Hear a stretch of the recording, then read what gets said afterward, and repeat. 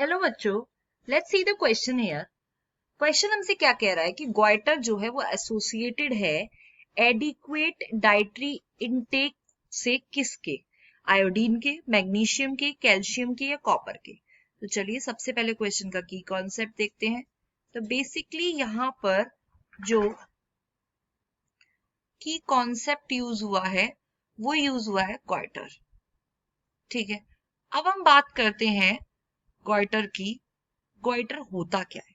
Goitre का मतलब है एनलार्जमेंट हो जाना, बड़ा हो जाना या फिर स्वेल हो जाना, सूज जाना थायराइड ग्लैंड के, जो कि लोकेटेड होता है नेक के फ्रंट पे।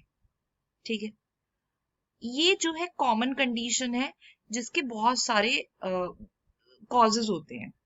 की पॉइंट्स अगर हम बात करें गोइटर का कॉज कैसे होता है, एक तो सबसे बड़ी प्रॉब्लम है आयोडीन की डेफिशिएंसी हो जाना, एक मेन कॉज है।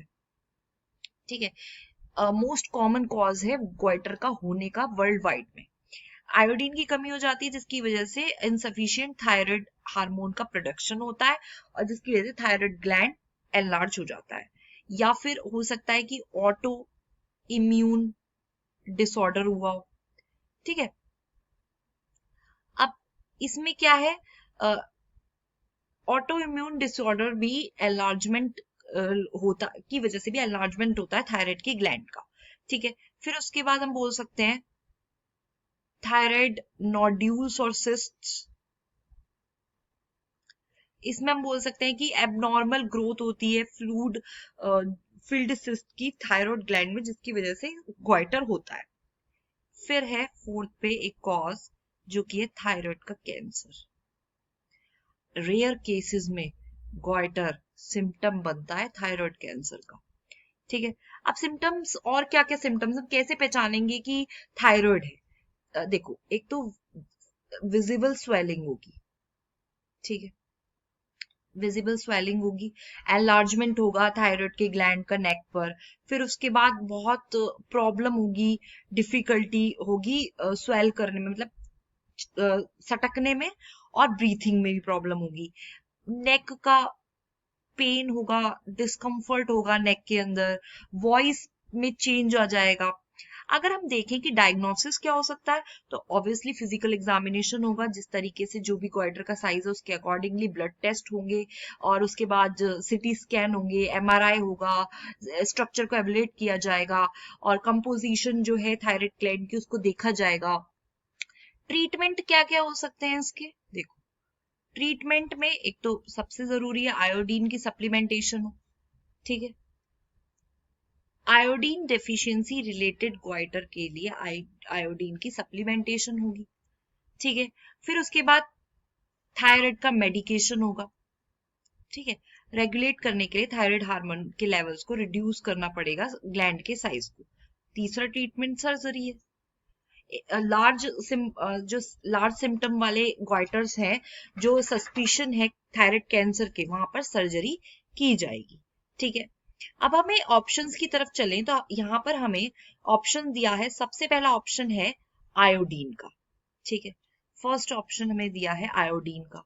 देखो, आयोडीन की अगर हम बात करें तो ये गोइटर जो है वो होता ही है आयोडीन की वजह से, मतलब dietary intake of इनएडिक्वेट dietary intake of iodine की वजह से। कुछ की पॉइंट्स हम यहाँ पे देख लेते हैं। आयोडीन जो है एक तरीके का असेंशियल, बहुत जरूरी मिनरल है, जिसकी वजह से थायराइड के हार्मोन्स का प्रोडक्शन होता है। ठीक है, थायराइड ग्लैंड के थ्रू। अब अगर हम इनसफिशियंट डाइटरी लेंगे आयोडीन की, जिसकी वजह से क्या होगा, थायराइड के हार्मोन्स डिक्रीज हो जाएंगे प्रोड्यूस होना, और इसकी वजह से जो थायराइड ग्लैंड होगा वो क्या हो जाएगा, थायराइड ग्लैंड एनलार्ज हो जाता है। ठीक है, अब ये जो एनलार्जमेंट है इसी को ही गोइटर का नाम दिया गया है। Iodine deficiency most common cause है गोइटर का होने का वर्ल्ड वाइड, और उन एरियाज में जहां पर लो आयोडीन का कंटेंट मिलता है मिट्टी में और वहां के पानी में। ठीक है, अब अगर हम और ऑप्शंस की बात करें, देखो मैग्नीशियम हो गया, कैल्शियम हो गया। मैग्नीशियम एक इंपॉर्टेंट मिनरल है, लेकिन इसका कोई भी मतलब नहीं है ग्वाइटर के डेवलपमेंट से। वहीं कैल्शियम भी एक एसेंशियल मिनरल है बोन की हेल्थ के लिए, कोई मतलब नहीं है ग्वाइटर से। और कॉपर भी एक तरीके का ट्रेस मिनरल है, लेकिन ये डेवलपमेंट ऑफ ग्वाइटर से लिंक नहीं करता है। तो अगर हम बात करें यहाँ पर करेक्ट आंसर की, तो यहाँ पर ए ऑप्शन हमारा करेक्ट है, जो कि है आयोडीन।